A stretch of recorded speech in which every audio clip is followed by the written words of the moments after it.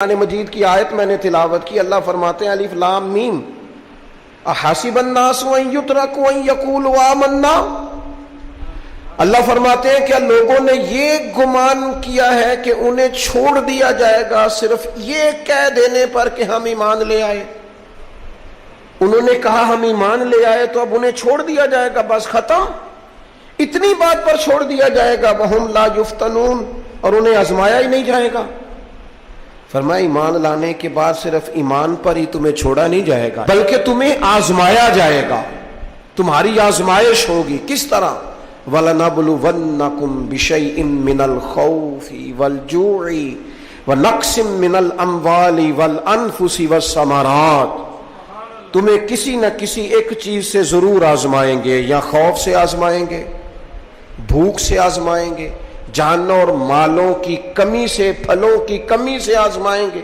اور یہ پھلوں کی کمی سے مراد, علماء تفسیر نے لکھا اس سے مراد اولاد کا انتقال کر جانا بھی ہے, وہ بھی پھل ہوتی ہے. تمہیں آزمائیں گے اور اگر تم پورے اترے تو وَبَشِّرِ الصَّابِرِينَ. رب فرماتا ہے محبوب پھر صبر کرنے والوں کو میری رحمت کی خوشخبری سنا دے, پھر انہیں خوشخبری دے دے میرے کرم کی. میرے عزیز, زندگی میں آزمایا جائے گا. نبی اکرم نور مجسم شفیع معظم صلی اللہ علیہ وسلم کی بارگاہ میں حضرت خباب بن ارت رضی اللہ تعالیٰ عنہ حاضر ہوئے. حضور خانہ کعبہ کے ساتھ ٹیک لگائے بیٹھے تھے تو حضرت خباب عرض کرنے لگے یا رسول اللہ اتنی تکلیفیں آ رہی ہیں, کافر اتنا ستا رہے ہیں, ہمیں پریشان کیا جا رہا ہے, ہم سخت آزمائش میں. حضور آپ اللہ کی بارگاہ میں دعا کیوں نہیں کرتے ہمارے لیے؟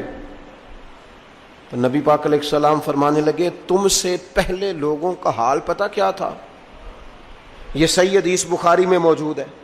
فرمایا تم سے پہلے لوگوں کا حال یہ تھا کہ انہیں گھڑے کے اندر رکھ کے ان کے جسم کو مٹی سے دبا کے پھر ان کے سروں پر آریاں رکھ کے چیر دیا جاتا تھا, لیکن پھر بھی وہ اپنے دین سے ہٹا نہیں کرتے.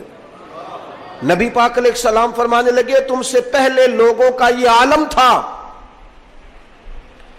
کہ ان کے جسم لوہے کی کنگھیوں سے کریت دیے جاتے تھے, ان کا گوشت اتار دیا جاتا تھا, لیکن وہ اپنے دین سے ہٹنے کو تیار نہیں ہوتے تھے. یاری تیری سونے پر ازمائشاں تیریاں اگ, اے سونا پرکھیا جامدہ ہی پہلو نال اگاں دے لگ. اپنی زندگی میں تیار رہیں, ذہنی طور پر آزمائش کے لیے تیار رہیں, مزاج بنائیں. جب بندہ پہلے سے تیار ہوتا ہے نا, اس کا خیال ہوتا ہے کہ آزمائش آ گئی تو میں نے صبر کرنا ہے, پہلے سے اس کی تیاری ہوتی ہے, پھر وہ ذرا گھبراتا نہیں, پریشان نہیں.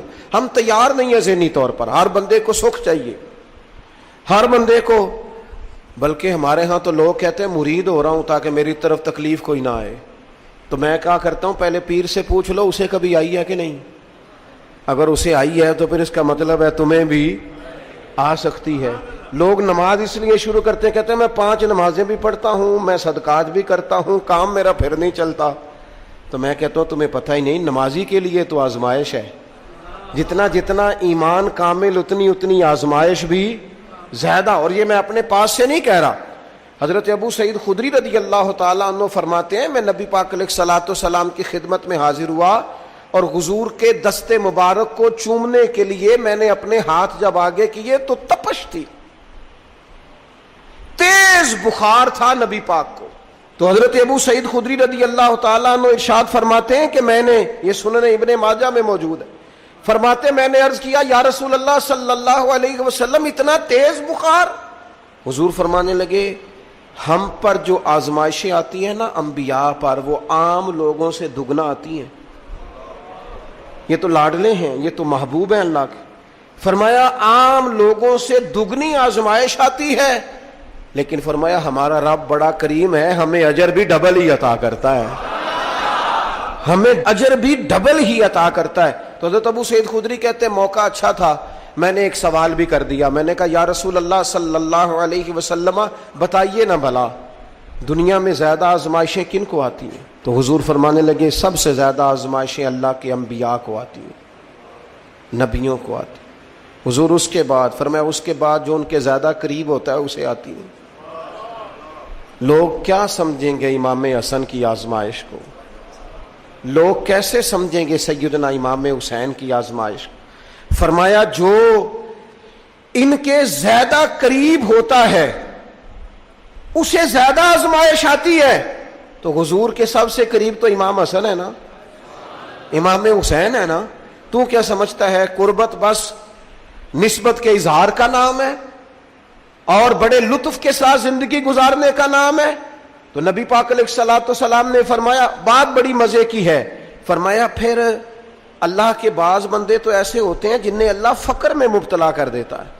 فرمایا ان کے پاس صرف ایک چادر رہ جاتی ہے، اتنا فقر ان کے پاس آتا ہے. لیکن جو حدیث کے آخری لفظ ہے نا وہ وجد والے ہیں، وہ وجد والے ہیں، وہ سرور والے ہیں. ہمارا یہ مزاج ہوتا ہے کہ میٹھا میٹھا کھا جاؤ اور ذرا کڑوا آ جائے تو سویرے بھی رو شام بھی رو، حال ہی کوئی نہیں، غریبی بڑی، پریشانی بڑی، حضرت صاحب گھر سے بیماری جاتی نہیں. اور جناب کیا بتائیں، بعض لوگ تو ایسے ہیں جن کی بات سن کے لگتا ہے زندگی میں کبھی سوئے ہی نہیں، اتنے بڑے بڑے دکھ سناتے ہیں. او خدا کی رحمت کا بھی تو ذکر کرنا، خدا نے جو تیرے اوپر انعامات کیے ان کا بھی تو ذکر کرنا. ان کا تذکرہ ہی نہیں کر رہا میرا بھائی. نبی پاک علیہ السلام نے فرمایا ان لوگوں پر دکھ آتے ہیں پر قربان ہونے کو جی چاہتا ہے ان لفظوں پر. حضور فرمانے لگے وہ رب کی طرف سے آنے والے دکھ پر بھی اس طرح راضی ہوتے ہیں جس طرح تم میں سے کوئی راحت ملنے پر راضی ہوتا ہے. سکون والی چیز ملنے پر جس طرح تم راضی ہوتے ہو اس طرح وہ دکھوں پر بھی راضی ہوتے ہیں. دکھ قبول محمد بخشا، دکھ قبول محمد بخشا. پر ایک شرط لگائی چھوٹی سی میاں صاحب نے، انہوں نے کہا 100 دفعہ قبول ہے، دکھ 100 دفعہ قبول. دکھ قبول محمد بخشا پر راضی رہن پیارے. یہ شرط یہ ہے کہ تو راضی رہ، تو راضی رہ. دکھ قبول محمد بخشا، راضی رہن پیارے. اور حضرت سلطان صاحب کہنے لگے اساں کیتی ہے جان حوالے رب دے، ایسا عشق کمایا ہے اسی مرن تو پہلو ہی مر گیا، باہو تا مطلب نو پایا ہے. ہم نے تو پہلے سے ہی نتیجہ نکال لیا. تو سکون ڈھونڈنے نکلا ہے، تو چاہتا ہے زندگی میں آرام مل جائے. کائنات میں سب سے زیادہ پیار اللہ کا اپنے محبوب کے ساتھ. لیکن دیکھ لو نا، پیدائش سے پہلے ہی حضور کے والد چلے گئے. 4 سال یا 6 سال کی عمر میں والدہ گئیں. 8 سال کی عمر تھی، محبوب کے دادا کا جنازہ اٹھا تو محبوب پیچھے پیچھے جنازے کے جا رہے تھے. پھر وقت آیا جب تبلیغ دین کا، تو دنیا کا کون سا دکھ اور کون سی تکلیف اور کون سی اذیت ہے جو حضور کو نہیں دی گئی. لیکن کریم ہر وقت کہتے ہیں افلا اکون عبدا شکورا، میں رب کا شکر گزار بندہ نہ بنوں. ہر مقام پر کبھی بدر کبھی احد، اور ہر طرح کی تکلیف، ہر طرح کی تکلیف. کبھی بیٹیوں کا دکھ، کبھی سیدہ عائشہ صدیقہ کے بارے میں منافقوں کی نازیبہ گفتگو. سارے دکھ محبوب کی حیات پاک میں رہے. کریم نے ان دکھوں کو برداشت کیا. پھر آپ دیکھ لیں دور حضرت صدیق اکبر کا آیا تو حضرت ابوبکر صدیق اس امت میں نبیوں کے بعد سب سے بڑا درجہ رکھتے ہیں. لیکن کوئی زندگی اس طرح کی تو نہیں کہ بڑے 2.25 سال بڑے آرام سے حکومت کی ہو. منکرین زکوٰۃ سے لڑنا پڑا حضرت ابوبکر صدیق کو. آزمائش تھی، لوگ منکر ہو گئے زکوٰۃ کے. حضرت صدیق اکبر لڑے، ختم نبوت کے تحفظ کے لیے لشکر تیار کیے.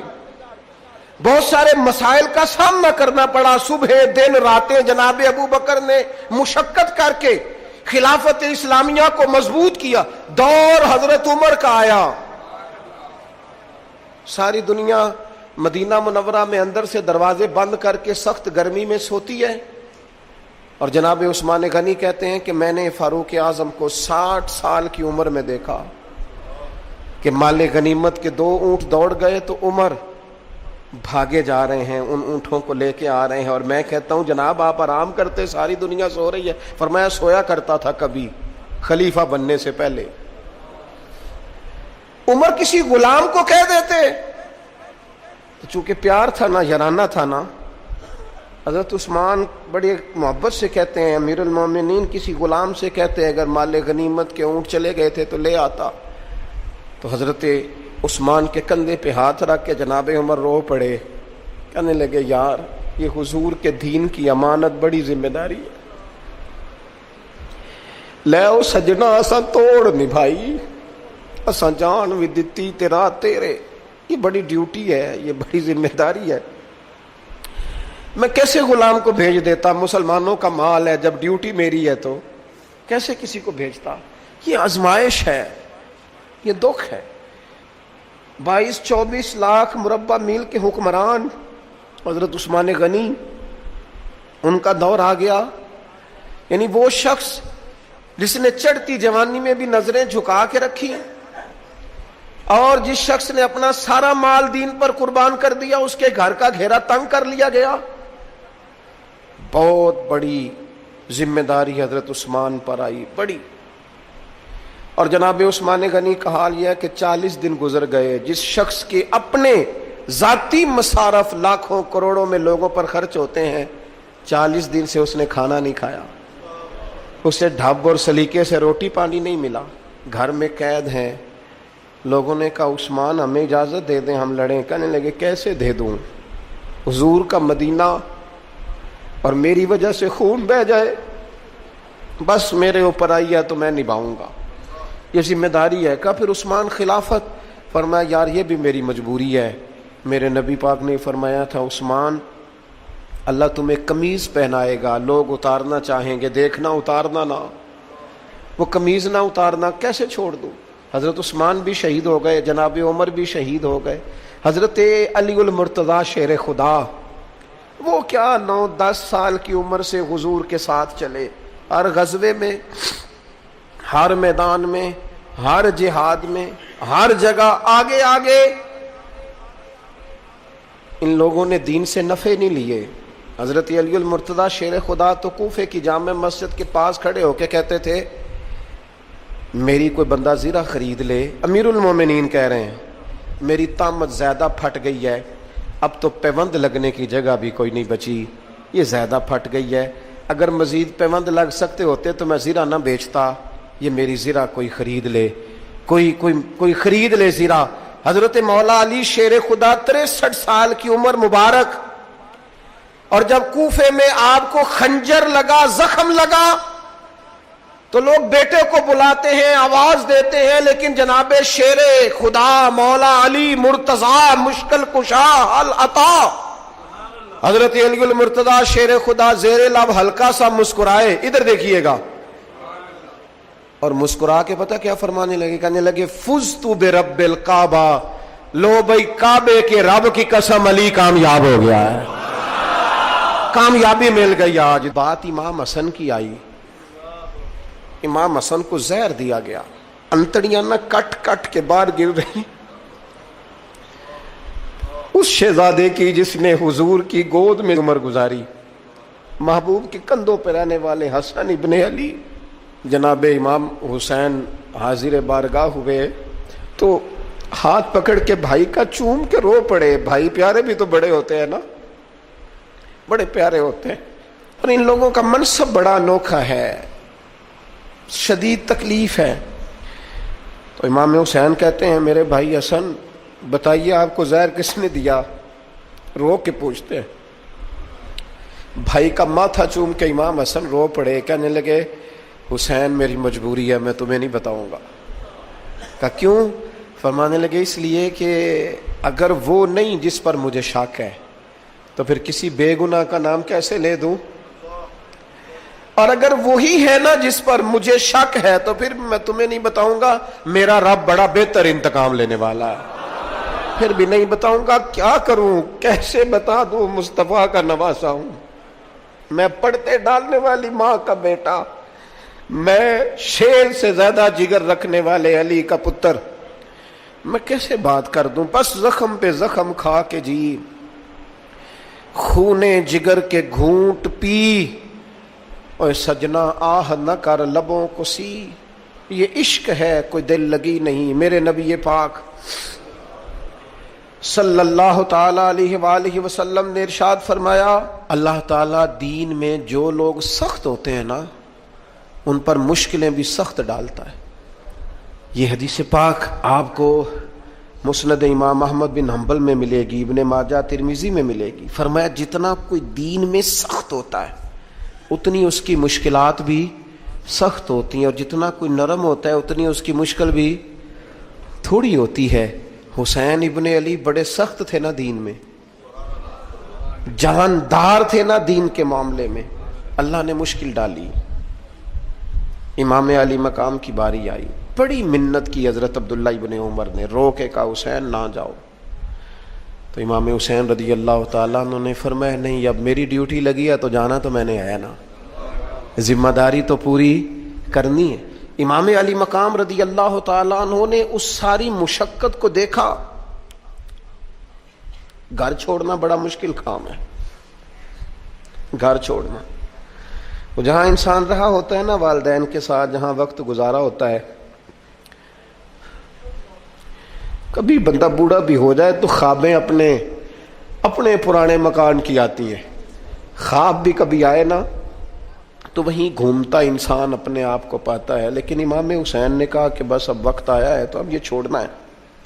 ہم نہ قربانی دیے بغیر پاس ہونا چاہتے ہیں، ہم کوئی مشقت سہے بغیر نمبر لینا چاہتے ہیں، ہم کوئی کام کیے بغیر رتبہ پانا چاہتے ہیں۔ ایسا ہوتا نہیں نا، یہ ممکن نہیں۔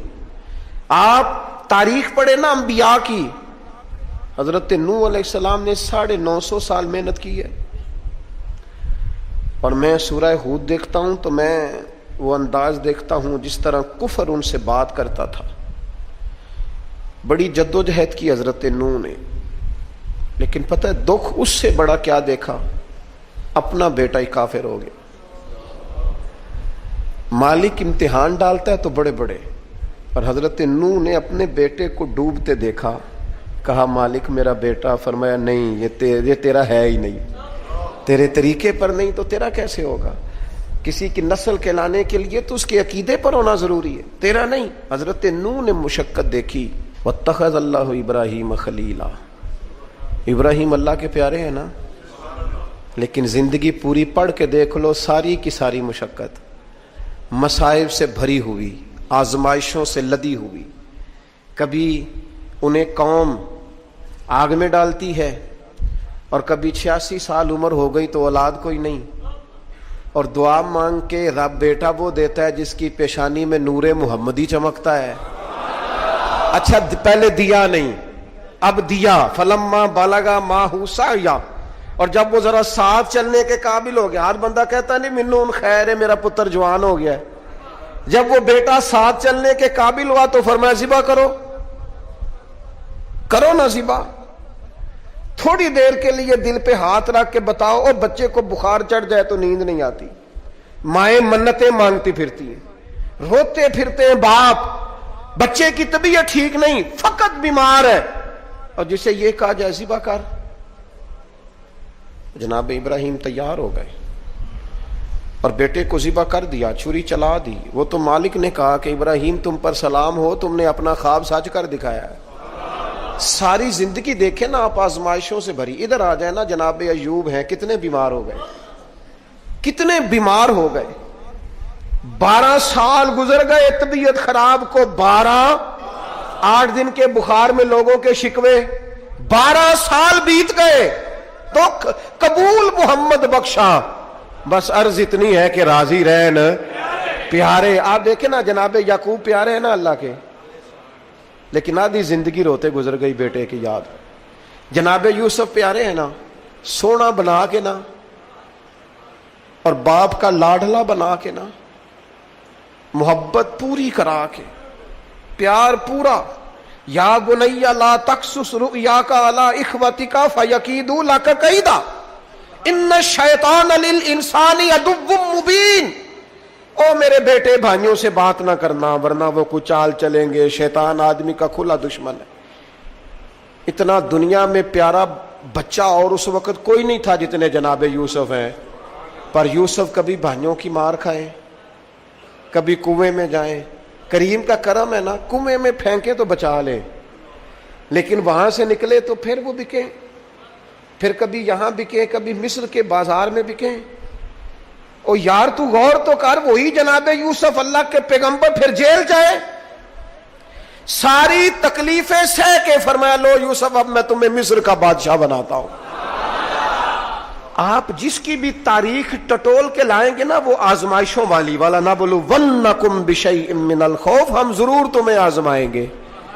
امام حسین کی باری آئی، وطن چھوڑنا ہے حسین کو۔ امام علی مقام نے کہا کہ ہجرت کی تھی نا، حضور نے بھی وطن چھوڑا تھا۔ دور کھڑے ہیں نانا تیرے کرم کے خزینے کی خیر ہو، میں جا رہا ہوں تیرے مدینے کی خیر ہو۔ پھر حسین ابن علی وہاں سے نکلے، بچے ساتھ، ڈٹنا پڑا، بھوک پیاس، بچوں کا ساتھ، پھر بچوں کی شہادتیں، یہ ساری چیزیں انسان کو کمزور کر دیتی ہیں نا، لیکن جس کی شان بڑی ہوتی ہے اس کی آزمائش بھی بڑی ہوتی ہے۔ چھوٹی چھوٹی باتوں سے گھبرا جانے والی امت، ذرا ذرا سی بات پر پریشان ہو جانے والے لوگ، لڑکھڑاتے قدم، الجھے خیالات، بے چینیاں، بے قراریاں، بہتے آنسو اور ہر وقت مظلومیت کا اظہار کرتی قوم اگر اپنے قدموں پہ کھڑا ہونا چاہتی ہے، امت اگر پھر سے امت سازی چاہتی ہے، امت اگر کھڑے ہو کے اور اللہ کی عطا پر راضی رہ کر اپنی زندگی گزارنا چاہتی ہے، ایک ہی فارمولہ ہے، اس قوم کو امام حسین کی سیرت سے آگاہ کر دو، اس امت کو نبی پاک کے شانوں والے نواسے کی عظمتیں بتا دو۔ یہ جو لوگ سہمے سہمے، ڈرے ڈرے سے، پریشان سے، کمزور سے، غریبی کی بات کرتے، دیہاتی ہونے کی بات کرتے، سہمی سہمی باتیں کرتے، انہیں کہو ڈرو نا، وہ دیکھو پردیس میں حسین ابن علی تھوڑی دیر پہلے حضرت علی اکبر کی لاش مبارک اٹھا کے لائے ہیں اور لا کر کے خیمے میں رکھی ہے، لیکن انہیں پتا ہے کل بھی تو جانا ہے نا، انہیں پتا ہے نا کتنے کو سال جینا ہے، بالآخر جانا تو ہے نا۔ جس دھج سے کوئی مقتل میں گیا وہ شان سلامت رہتی ہے، اس جان کی کوئی بات نہیں، یہ جان تو آنی جانی ہے، موت بستر پہ بھی آ جایا کرتی ہے، لیکن جو میدانوں میں ڈٹ کے رہتے ہیں ان کو تاریخ ذرا زندہ رکھا کرتی ہے۔ کمزور زندگی نہ گزارو، ڈری ہوئی زندگی نہ گزارو، اور یہ کبھی نہ کہو ہائے حسین، ہم ہائے حسین والے نہیں، ہم واہ حسین والے ہیں۔ ہمارے بزرگوں نے ہمیں یہ سبق دیا ہے، ہم نے کہنا واہ حسین۔ کیا کمال کر دی امام علی مقام نے، واہ حسین آپ کی عظمت پہ قربان۔ اتنے سارے دکھوں کے باوجود جب شانوں والے نانا کا شانوں والا پوتا، عظمتوں والی ماں کا عظمتوں والا بیٹا، جرت مند باپ کا بیٹا میدان میں نکلنے لگا ہے تو ڈرا ڈرا، سہما سہما، رو کے، دلاسے دے کے، آنسو پونچھ کے نہیں، بلکہ امام حسین نے ڈٹ کے کھڑے ہو کے وہ امامہ سر پہ باندھا جو محمد عربی نے عطا فرمایا تھا، وہ جبہ پہنا جو نانا نے دیا تھا، وہ تلوار پکڑی جو شیر خدا مولا علی پکڑتے تھے، اور حسین میتوں کے باوجود میدان میں آئے، فرمایا سامنے کھڑے ہو جاؤ، تمہیں خطبہ دینا ہے، اس لیے کہ محمد عربی کا طریقہ ہے جمعے والے دن خطبہ دیا جاتا ہے۔ پورے وثوق سے اتمام حجت کیا، اور حسین ابن علی ایسے تو نہیں تھے کہ ڈرے بڑا تھے تو ان سے تلوار نہیں چلی، انہوں نے تلوار چلائی، جو ایک ایک دو دو کر کے آتے رہے وہ کٹتے رہے، وہ کٹتے رہے، پھر آواز ایک گونجی پیچھے سے، وہ اکیلے اکیلے کیوں جاتے ہو، تمہیں پتہ ہے علی کا بیٹا ہے؟ علی کا گھر تو وہ گھر ہے کہ جس گھر کا ہر ایک بچہ جسے دیکھو وہی شیر خدا معلوم ہوتا ہے۔ اکیلے اکیلے جاؤ گے تو تم چہرے کی روشنی نہیں دیکھ رہے، آنکھوں کی سرخی نہیں دیکھ رہے، مزاج کا ولولہ نہیں دیکھ رہے، طبیعت کا باغ پن نہیں دیکھ رہے، اور جوانی میں شہادت کی لذت سے آشنا محمد کا نواسا نہیں دیکھ رہے، ذرا مل کے جاؤ، ہاں ہاں حسین ابن علی شہید ہوئے ہیں پر شان و شوکت کے ساتھ، ہاں ہاں حسین ابن علی دنیا سے تشریف لے گئے ہیں پر عزت، وقار اور عظمت کے ساتھ، ہاں حسین ابن علی کا سر کٹا ہے، مخالف نے تو اپنی طرف سے نیزے کی نوک پہ چڑھایا تھا، پر حسین کا سر بول بول کے کہہ رہا تھا دیکھ لو میں کٹ بھی گیا ہوں پھر بھی سب سے اونچا ہوں، وہ دیکھو میں سب سے اونچا ہوں، سب سے اونچا ہوں میں۔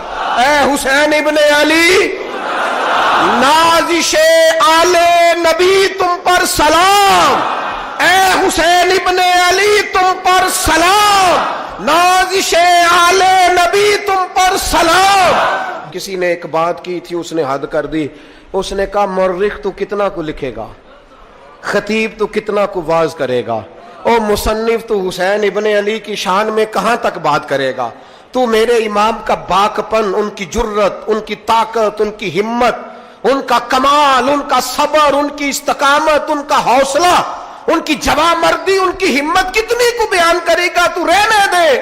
اس نے کہا پھر کیوں رہنے دوں؟ کہنے لگے حسین ابن علی کی شان رفعت کوئی کیا جانے، یہ حسن جانے۔ حسین ابن علی کی شان رفعت